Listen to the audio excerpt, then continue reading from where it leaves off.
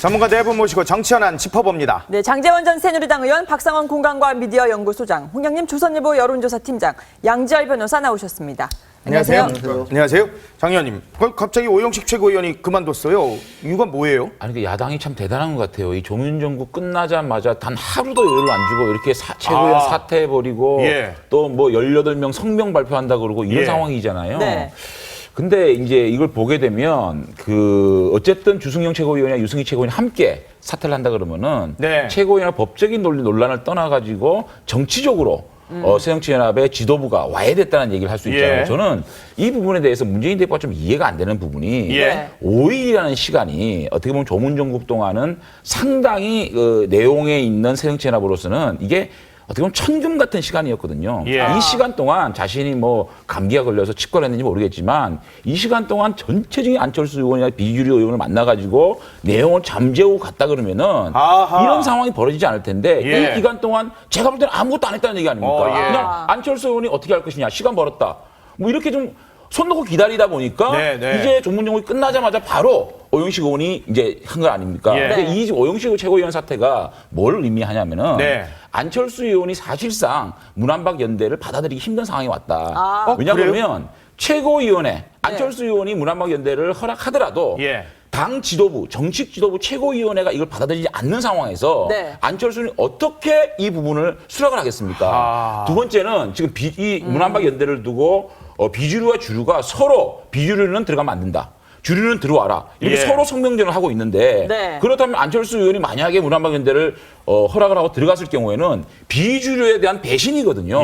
이런 상황에서 이 전체 전국이 보면 안철수 의원까지도 문안박연대를 문안박연대 들어가기 힘든 상황으로 오지 않았나 좀 이런 생각이 좀 듭니다. 아니 지금 주승용 최고위원뿐만이 아니라 지금 호남 의원 18명이 자, 이 문안박 연대 관련해서 지도부 체제 나눠먹기 한 거 이거 진짜 이거 절차 지키지 않은 거 사과하라 해서 사실 문재인 대표가 뭐 유감을 표명한다 이 정도 수준은 했어요. 근데 지금을 보면 사실상 뭐 오영식 최고위원도 사퇴하고 이 최고위 자체가 그냥 와해되는 분위기로 지금 가는 것 같아요. 그러니까 이제 일종의 이제 야당이 패닉 상태에 좀 빠져들어가는 건데 문안박 연대 문제도 주승용 최고위원의 지적이 맞죠. 왜냐하면 최고위원회라는 건 전대의 산물인데 최고의 의사결정기구인데 이 문제를 무시하고 문재인 대표 최고위원이 문안박 연대를 통해서 총선을 돌파하겠다. 문안박 연대가 된다 해서 총선이 돌파되느냐의 근본적 문제도 하나 있는 것이고 또 하나는 이거 자체가 절차상 이게 합법적인 것인가에 대한 문제제기도 있는 것이고 이 문제에 대해서 아까 그 장제원 의원 말씀하셨듯이 그 YS 문상조국 5년 동안에 뭐 몸살 때문인지 모르지만 문재인 대표가 사실상 손을 놓고 있다는 거고 결론은 사실은 좀 정해져 있습니다. 그러니까 저는 답은 뻔하다고 생각하는 것이 뭐냐면 만약에 4월 초에 박근혜 대통령의 지지도가 현재의 40%대 중반 정도를 유지한다면 정권 심판론이 듣지를 않습니다. 두 번째 당 지지도가 반토막인데 이대로 간다면 야당이 그야말로 괴멸적 타격을 입을 수밖에 없습니다. 왜냐하면 총선의 결과라는 것은 어쨌든 당 지지도와 비슷하게 나오거든요. 그러면 아젠다에서 중간평가적인 속성을 갖는 총선의 정권 심판론이라는 의제도 듣지 않는다. 당 지지도도 밀리고 있다. 그렇다고 본다면 어떻든 간에 새누리당과 1대1 구도를 만들어내야 되는 것이거든요. 그렇다면 야당의 축인 호남을 어떻게든 견인해내야 됩니다. 그렇지 않습니까? 호남을 뺀 상태에서 야당이 선거를 치른다.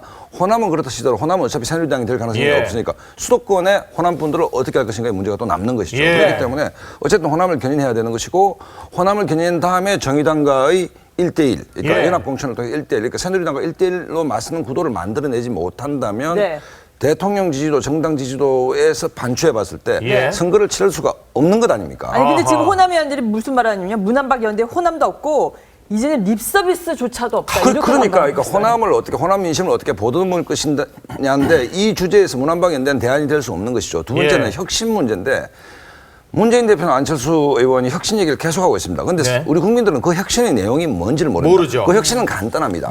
호남 기득권, 다선 중진, 86 이른바 정치 기득권을 가진 사람들이 경쟁적으로 불출마 선언을 해주는 겁니다. 그래야말로 피부에 와닿는 혁신이라고 느낄 거 아닙니까? 단 한 명도 없잖아요. 한 명도 없잖아요. 그럼 이게 아무것도 없는 상태에서 이 상태에서 결론 새누리당과 1대1 구도를 만들어야 겨우 버텨볼만 하던데 호남이 일탈하고 있는 상태고 그다음에 레토릭만의 혁신이 아니고 실질적 혁신 아무도 지금 살신성인하지 않는 분위기에서 지도체제가 지금 무력화되고 있다. 그러면 결과적으로 지금 이 새정치민주연합은 네. 거의 혼돈의 상태로 가고 있는 거 아닙니까? 아하, 예. 그러니까 그야말로 정답은 뻔한데 누구도 이 정답을 향해 추스릴 수 없는, 그러니까 지도 리더십이 완전히 붕괴된 상태로 가고 있는 거 아닌가 이런 생각이 듭니다. 지금 그 상황이에요. 사실 뭐 새정치연합에서 지금 뭔가 할 수 있는 게 없을 만한 게 뭐 하려고 그러면은 뭐 분당 얘기 나오지, 탈당 얘기 나오지. 당장 또 유성엽 의원 탈당하느니 마느니 이런 얘기 나와요. 예, 지금 새정치연합 내부적인 문제는 사실은 방금도 얘기가 나왔지만은 정당 지지율하고 엄청난 상관관계가 있을 수밖에 없죠. 그런데 문재인 대표가 대표로 선출된 게 지난 2월 초인데 지금까지 한 10개월 정도 지났는데 뭐 그래프상에서도 나오지만은 저 그래프로는 정확히 안 나오고 있습니다. 2월 초에는 새정치연합 지지율이 갤럽 조사에서 29%, 30%까지 갔어요. 아, 그래요? 2월 초만 해도? 네. 근데 지금은 방금도 나왔지만 23%지 않습니까? 그렇죠. 그러니까 문재인 대표가 대표로 선출된 이후에 새정치연합 지지율이 1%도 그 당시를 넘어본 적은 없어요. 오히려 뒤로만 계속 후퇴했다가 지금 20% 안팎에서 계속 이제 정체 상태에 있고 그리고 무엇보다도 지금 이제 호남 의원들의 반발과 연관시켜서 본다면 호남의 새정치연합의 지지율이 이제 뭐 어쩔 수 없이 주목이 될 수밖에 없는데 오늘 나온 그 갤럽 조사를 보면은 호남에서의 새정치연합 지지율은 37%입니다. 37%밖에 안 돼요? 37%밖에 안 됩니다. 그리고 새누리당 지지율이 19%고요. 그러니까 새누리당 지지율이 과거에는 지난 정권에는 한 10몇 년 동안 호남에서 10%를 넘어본 적이 거의 없어요. 그렇죠. 거의 없어요. 근데 지금 한 20% 안팎이 계속 나오고 있고요. 그리고 호남에서 무당파가 39%입니다. 39%니까 결국 새정치연합보다 지지율이 더 높은데요. 그러니까 전국적으로 무당파가 가장 많은 지역이 호남이에요. 현재로 봤을 때는. 그런데 이제 아까 제가 말씀드린 것처럼 문재인 대표가 선출됐을 때 2월 초에 호남 지지율은 거의 50% 갔어요. 50% 갔는데 지금 이제 37%까지 하락을 했고, 그래서 지금의 현재 야당의 내분 상황은 이 지지율로 봤을 때 호남 현재 현역 의원들이 지금 상태로 내년 총선을 치르기가 굉장히 어려운 상황이다라고 하는 그런 판단에서 이제 이런 얘기들을 하는 것 같고, 그러니까 전반적으로 사실은 2012년 4월 총선 직전에 여당과 야당 지지율이 거의 비슷했어요. 그리고 야당이 거의 한 2~3% 앞선 적도 있었습니다. 그럼에도 불구하고 거의 한 20석 이상 차이가 났지 않습니까? 그렇죠. 결국은. 근데 지금처럼 거의 더블 스코어 가까이 되는 상황에서 총선에 대한 전망은 야당 의원들이 이러니까 새누리당 180석 얘기가 진짜 나오는 거죠. 그렇습니다. 그러니까요. 지금 보면 이 야당이 한쪽에서는 초재선 의원 50여 명은 문안박 찬성한다고 그러고 다른 쪽에서는 18명은 반대한다고 또 이렇게 문제를 삼고 완전히 그 야당 내분이 그냥 야당이 둘로 그냥 쫙 쪼개진 지금 상태예요. 그러니까 주로 이제 아까 말씀하셨던 찬성한다는 쪽에서는 초재선 의원들이었고 그렇죠. 나머지 18분은 이제 호남 쪽 의원들이 그렇게 됐잖아요. 그 의원들이라고 하는 분들은 뭐 선당우사라는 얘기를 하지만 사실은 자기 어떤 당선 가능성이 제일 중요한데 처음에 발표를 한 분들은 아마도 그래도 간판으로 내걸 수 있는 건 여전히 문안박이 맞으니까 여전히 당신들이 따라가고 당신들을 이끌어줄 사람도 문안박이라고 생각을 하는 거고 호남 의원들은 말씀하신 것처럼 문안박 간판 가지고는 호남에서 안 먹히니까 이대로는 못 살겠다라는 건데 우리가 갑자기 이제 저도 간판 얘기를 하니까 생각나는 게 아무리 맛있는 뭐 이건 이제 음식이지만 안 먹는 분들도 많으니까 보신탕집 가잖아요. 보신탕집에 꼭 있어야 되는 게 뭐죠? 삼계탕이 있어야 되잖아요. 그러니까 삼계탕이 없는 보신탕집 본 적 있으세요? 없죠. 거의 불가능하단 말이에요. 아무리 문안박 아니라 뭘 대표 메뉴로 내놔도 그 안에서 받쳐줄 만한 다른 세력들이 있어야 되는데 그거를 너무나 놓치고 계시고 처음에 50%가 나왔다고 할지라도 이게 이 어떤 당내 비판 세력 때문에 떨어진 건지 아니면 실제로 민심이 떨어지다 보니까 비판 세력이 나온지는 못 들겠으나 어찌됐든 지금 몇 개월째 계속 그걸 극복해내는 모습을 못 보여주시니까 이제는 정말로 민심 자체도 문 대표만을 이대로는 도저히 못 믿겠다가 돼버리는 거예요. 그런데 이 문재인 대표와 친노 지도부의 생각은 확고한 것 같아요. 지금 보면 거슬러 올라가면은 지난 4.28 재보선에 완전히 참패를 한 뒤에 내놓은 카드는 혁신이, 그리고 그 이후에 다시 또 문제가 생기니까 재신임 그럼 카드, 그럼 다시 문제가 생기니까 또 문안박연대. 시간은 계속 흘러가서 결국 공천권은 내가 내년 총선에 할 거야. 당신들 못 나가지 이거잖아요, 결국은. 아니, 그러니까 어맹크가 말씀하신 걸 제가 굉장히 동의를 하는 게 문재인 대표가 진정으로 문안박 연대가 자신이 생각하는 내용을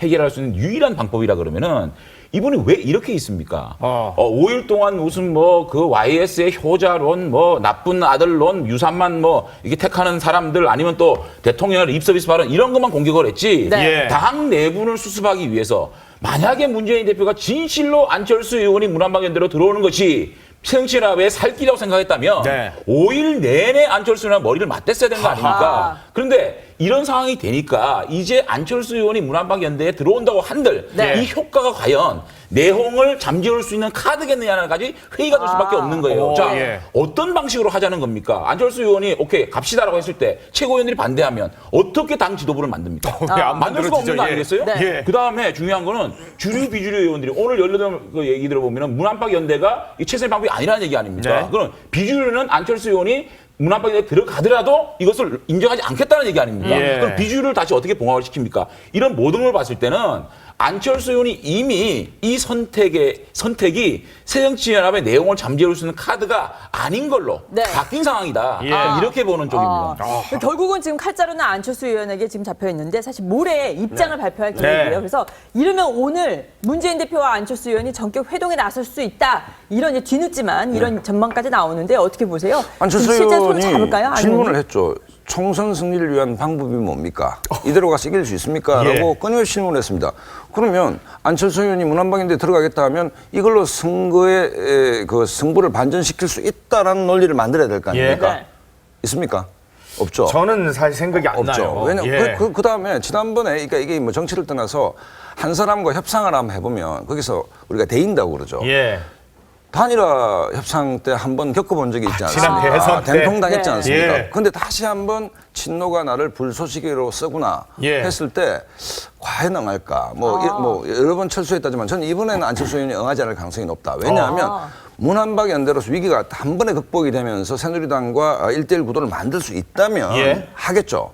하는데 장 의원은 설명하셨듯이 지금 딱 들어갔을 때 호남 문제가 어떻게 할 것이며 선거 승리를 위해서 아까 설명했던 1대1 구도를 어떻게 만들어내면 네. 당 지지도를 최소한 새누리당과 경쟁할 수 있을 만큼 40%대로 올려내며 이런 예. 난제들을 안철수 의원이 문재인 대표하고 손을 잡는다고 해서 그게 될 것인가의 의문. 또 하나는 뭔가 하면 아까 말씀드렸듯이 과연 문재인 대표는 총선 승리보다는 네. 야권 내의 패권 어쨌든 의석수가 확 줄더라도 네. 야권 내의 주도권을 진다면 예. 다음 대선은 어차피 5대5 싸움 아니냐. 예. 이 지점에 친노의 전략적 네. 고민이 있다면 예, 예. 호남이 나가든 말든 네. 그거죠. 그죠. 신경을 안 쓰고 있다는 거죠. 예. 그렇기 때문에 그 지점을 안철수 의원도 이해하고 있을 겁니다. 그렇다면 친노의 전략이 야권 내의 패권에 있다. 네. 의석수는 관계없다라고 예. 본다면 나는 뭐냐 불소식이다. 이렇게 생각하지 않겠습니까? 예. 그렇기 때문에 범야권을 위해서는 문재인 대표하고 계속 각을 잡아나가는 예. 이게 자기 정치적 활로인데 다만 네. 안철수 의원한테 YS식의 그런 어떤 내공이 있냐 없냐의 문제는 좀 지켜봐야 된다고 생각합니다. 근데 안철수 의원이 네. 그런 식으로 기다리는 거, 그 심정은 충분히 저도 이해를 해요. 한번 말씀하신 것처럼 된통 대신 적도 있고 예. 하니까 네. 이해는 하지만 그러면 지금 당신이 당에 남아있으면서 그다음에 개혁안도 요구를 했고 혁신도 요구를 했다면 본인도 적극적으로 움직이는 모습을 보여야 될 거 아니에요. 그거에 대한 아쉬움, 지적이 또 그러니까 그게 많죠. 있을 수밖에 없지. 지금 예. 예를 들어서 오영식 최고위원 사퇴하는 부분을 보면서 야 최고위 있는데도 저렇게까지 무시하고 제대로 못하면 네. 내가 들어갔는데 뭐 하겠냐라는 생각을 하시면 예. 그럼 그렇게 비주류하고 불리우는 사람들 끌어안아가지고 예. 또 새로운 세력을 형성을 하든지 네. 그러고 나서 야 이제 나도 이만큼 몸집이 있으니까 자 문안박 하자 대신 네. 나도 내 몸집 이해해달라 아니면 내 몸집 받아달라 예. 이걸 해야 될 거 아니에요. 근데 가만히 있으면서 대안 내놓으세요? 이건 또 뭐예요? 똑같은 상황이잖아요. 그러면 또 뭐가 다를까요, 문재인 대표? 그러면? 아니, 네. 이 문재인 대표가 이거 YS 조문정국의 YS를 얘기 많이 했지만 예. 네. YS를 한번 잘 생각해봐야 돼. 비주류나 문재인 대표나 YS가 어떻게 드라마를 써나갔는지 예. 지금 우리 박상원 소장님 말씀하셨듯이 이번 20대 총선을 뭔가 새정치연합이 드라마를 쓰지 않으면 네. 1대1 구도를 만들 수가 없고 예. 그렇다면 필패거든요. 네. 그런 부분에서 한번 생각해봐야 될 점이 민한당 13대 총선 앞두고 민한당이라는 게 있었어요. 네. 이 민한당이 그나마 제1야당이었잖아요. 예. 그래서 YS가 민한당을 개조시켜서 혁신의 민한당을 만들어서 자신이 가택연금이 되고 정치 해금이 안 된 상황에서 네. 민한당을 통해서 그래도 13대 총선을 임하려고 그랬는데 이걸 아무리 얘기를 해도 이중대를 벗어나지 못하고 있잖아요. 네. 그러니까 이 13회 총선 20일 전에 신한민주당을 만들어서 신한민주당을 제1야당으로 만들었어요. 자, 한번 생각을 해봐야 돼요. 네. 문재인 대표가 계속적으로 혁신을 안 하고 이렇게 패권주의로 머문다면 민한단 짝이 날 수가 있다. 비주류도 생각해봐야 되는 게 계속 제1야당인 새정치연합이 민한당이 될 수밖에 없다는 생각을 한다면 여기서 중요한 결단이 필요하지 않습니까? 양 진영의 지도자들이 YS가 정치적으로 판단을 해서 민한당을 깨고 신한민주당을 만들어서 제1야당을 쟁취한 이 모습이 어떤 것을 내포하고 있는지 양쪽의 지도자들이 한번 심각하게 생각할 필요가 있다는 생각이 듭니다. 아니 지금 문희상 비대위원장이 오죽하면 이 단일 대우 야당 내부에서 안 되면 김대중 노무현 전 대통령 영정을 다 떼내버려라 이런 얘기까지 나오고 있어요. 근데 지금 말씀을 들어보면 문한박 연대도 호남 민심을 끌어안지 못한다. 그렇다면 결국 안철수 의원이 선택할 수 있는 거는 탈당밖에 없는 거 아닙니까? 대안이 뭡니까?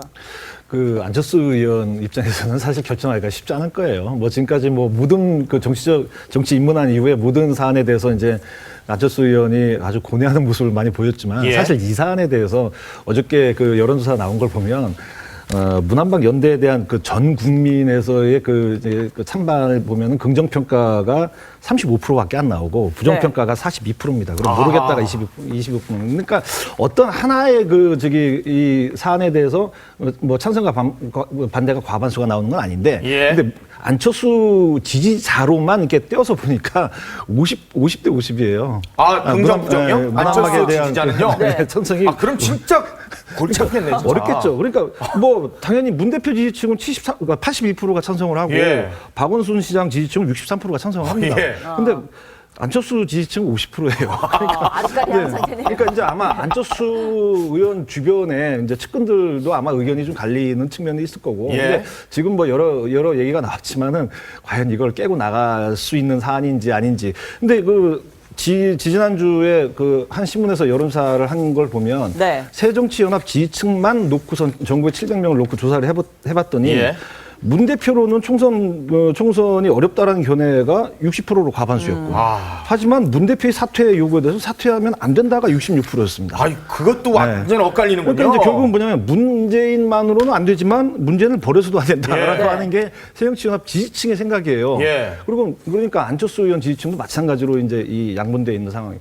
그러니까 여론조사, 그 여론으로만 봤을 때는 새정치 민주연합 계신 분들이 사실은 어느 한쪽으로 선택하기가 너무 어려운 때문에 그래서 결단을 내려야 되는 그런 상황인 것 같은데 자 이렇게 야당이 내홍에 있는 와중에 또 옛날 열린우리당 의장까지 했던 신기남 의원은 뭐야 아들 대학 졸업시험 이거 안 됐다고 가가지고 또 뭐 이게 뭐 청탁을 하셨다는 의혹이 있어요. 아니 최근에 윤유덕 의원의 뭐 딸 취업 청탁 시작해서 이제 아들의 이제 성적까지 관리를 들어갔는데 아니 국회의원이라는 게 동양배설이잖아요. 표를 주십시오 해서 동양배설이 나쁜 뜻이 아니고 국민들의 표로 통해서 권력을 가지고 그 권력은 국민 혹은 자신을 뽑아준 지역을 위해서 그 권력을 행사를 해야 되니까 어떻게 보면 한정판 권력이에요 이게. 그럼에도 불구하고 자기 개인적으로 이 권력을 쓴다는 거는 권력을 결국은 사유화한다는 얘기거든요.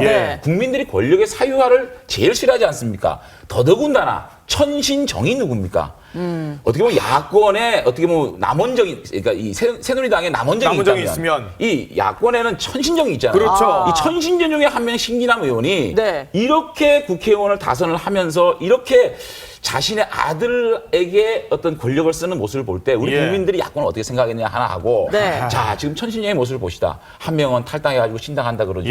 한 명은 아들 성적 관리 들어가죠. 또 정동영 의원은 여기저기 돌아다니면서 떨어져. 그러니까 야권에 그래도 국민들이 지지할 수 있는 이 개혁 세력이 와해됐다는 의미가 있기 때문에 신기남 의원이 이런 행동을 한 거에 대해서 오히려 더 새정치연합이 아픈 지점이 아닌가 생각합니다. 아니 이 내용을 조금만 좀 보면요, 이 로스쿨 졸업시험에서 커트라인 2한데도 지금 가가지고 지금 법무부에다가 압력을 넣어서 변호사 시험 합격률을 80%까지 올려줄 테니까 아들을 합격시켜달라 이런 압력에다가 그것도 모자라서 국회회관에 로스쿨 부원장을 또 불러서 또 한 번 더 요청을 하고 동료 의원들까지 시켜서 또 전화를 또 하게끔 하고.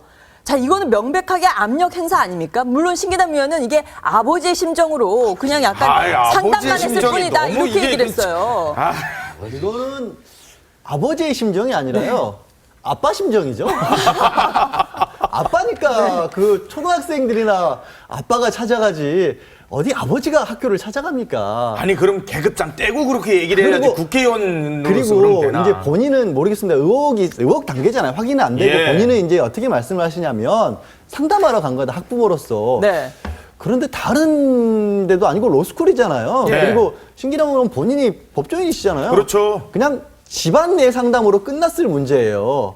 그리고 이제 어떻게 보면 참 저도 이제 변호사지만 요즘 이제 로스쿨에 대해서 굉장히 많은 문제점으로 제시되고 있는 부분이 원래의 좋은 취지와 상관없이 이렇게 꼭 가지신 분들이 더 물려주고 더 좋은데 자기 자식들에게까지 좋은 자리 내주는 거 아니냐 이런 비난이 좀 쏟아지고 있지 않습니까? 맞아요. 그런 부분이 네. 그래서 굉장히 신중하셔야 될 상황이라는 걸 왜 인지를 못하시고 이렇게 가볍게 행동을 하셨는지 그냥 아까 말씀하신 계급장 네. 사승원이라는 계급장 거기다가 법조인 네. 로스쿨 찾아가는 순간에 상대방은 어떻게 느끼겠어요? 얼굴 들이미는 게 그러니까요. 그거 자체가 위압이 될 수밖에 없어요. 아무리 선한 의도라도. 아니 새정치민주연합에서 윤리특위위원회 지금 이제 이 서울지방법원은 회부를 시켜야 된다 이렇게 얘기를 하는데 새정치민주연합이 뭔가 결단을 내려야 되는 거 아닙니까? 이 정도면? 아니 뭐 그거야 뭐 결단을 내리고 안 내리고보다 야권이 그러니까 대한민국의 진보가 이제 문제인 게 뭐냐면 이 보수가 까만색 와이셔츠를 하면 진보는 하얀색 와이셔츠입니다. 그렇죠. 고춧가루 하나 튀겨도 금방 표시가 나죠. 그럼요. 그렇기 때문에 이런 문제들이 이게 단순히 뭐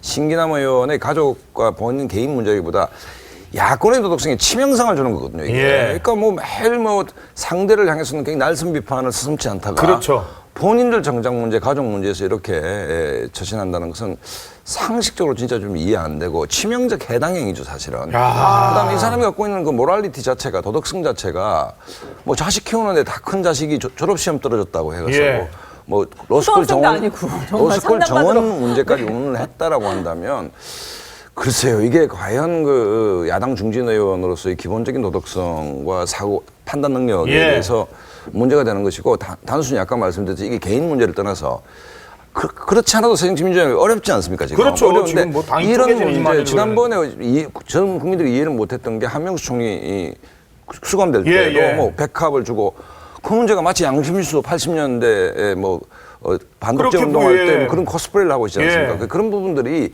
쌓이고 쌓여서 지금 현재 새정치민주연합의 지지율로 나온 거 아닌가 그런 생각이 듭니다. 제가 볼 때는 지금 이제 또 하나의 문제가 지금 오늘 아침 신문에 굉장히 여러 신문에서 크게 나오지 않았습니까? 이 사안이. 근데 지금까지 야당뿐만 아니라 여당도 구도 논평 하나 안 나오고 있어요. 이 사안에 대해서. 그렇기 때문에 서로 감싸긴 건가요? 그러면? 그래서 이제 뭐 얼마 전에 여당 의원 김태원 의원 문제였지만 그래서 서로 이게 자기 얼굴에 침 뱉기가 돼서 얘기를 안 하고 있는지 모르겠지만 이런 사안에 대해서 지금 여야가 동시에 그 침묵을 지키고 있다는 거는 완전히 지금 친문의 카르텔이지 않습니까? 그러네요. 그 지난 10월 달에 갤럽 조사에서 이 19대 국회 평가가 100점 만점에 42점이었거든요. 보통 우리가 수미양가 할 때 50점 밑에는 가를 줘요. 근데 지금 이제 가를 받는 수준인데 제가 볼 때는 42점도 지금 아마 끝날 때쯤 되면 그보다 더 떨어지지 않을까라는 생각이 듭니다. 대통령이 진노할 만하네요. 아니 진짜 빽 없고 돈 없는 아버지는 계속 자식들한테 미안해야 되는 요즘에 좀 그런 영상도 좀 국회 있을 때 전화하고 그러셨어요? 그래야 되는 상황인 것 같아요. 아까 제가 신기남 의원의 그 새정치연합 내의 어떤 그런 그 개혁 세력의 어떤 이미지, 상징에서 이 문제가 굉장히 중요하다고 말씀드렸듯이 이 새정치연합이 이제는 내홍도 있고 부패도 있고 이런 것들이 계속 연결되는 걸 모습을 보게 되면 새정치연합이 뭔가 새로운 리더십, 그러니까 지금에 있는 문재인, 문안박 이런 부분이 아니고 완전히 새롭게 태어날 수 있는 새로운 리더십으로 무장되지 않으면 과연 이 정통 야당, 그러니까 신민당, 더 넓게는 민주당의 어떤 그런 뿌리를 이어온 야당으로서 과연 이제 수명을 다한 것이 아닌가라는 얘기를 할 수 있는 정도의 상황까지 몰린 거 아니냐. 그래서 문재인 대표가 이제 어떤 그 자신의 당권에 대해서 어떤 뭐 이걸 해가지고 자신이 총선을 통해서 뭔가 대권을 가겠다 이런 생각보다는 새정치연합을 다시 만들어 나가는데 미랄이 되겠다. 이것에 정치 생명을 걸겠다고 생각하지 않는다면 과연 20대 총선을 통해서 사실 우리 정치사를 보게 되면 많은 정당들이 놀라울 정도로 선거를 통해서 멸망을 했거든요. 그렇죠. 그런 역사들이 있지 않습니까? 국민은 굉장히 선거를 끝나고 나면 국민은 무섭다 얘기를 해요. 그 국민이 무서운 거를 4년 동안 잊고 사는 거예요. 선거 때 과연 새정치연합이 이런 모습의 새정치연합에 과연 어떻게 심판을 할지 심각하게 한번 고민할 시간이 이제 다가오고 있다는 생각이 좀 듭니다. YS가 만약 살아계셨으면 그때 최영호 장관의 아들 부정 입학이 있었을 때 한 얘기가 뭡니까? 우째 이런 일이. 아마 살아계셨으면 신기하면 이거 보고도 우째 이런 일이라고 말씀하셨을 것 같아요. 이 부분에 있어서는 정말 철저한 조사가 필요한 것 같네요. 전국 법대 교수도 철저히 조사를 좀 해달라고 얘기를 했었는데 당 차원뿐만 아니라 전체적으로 조사가 좀 필요해 보입니다. 지금까지 장제원 전 새누리당 국회의원, 박상헌 공관과 미디어 연구소장, 홍영림 조선일보 여론조사팀장, 양지열 변호사와 함께했습니다. 고맙습니다. 감사합니다. 감사합니다.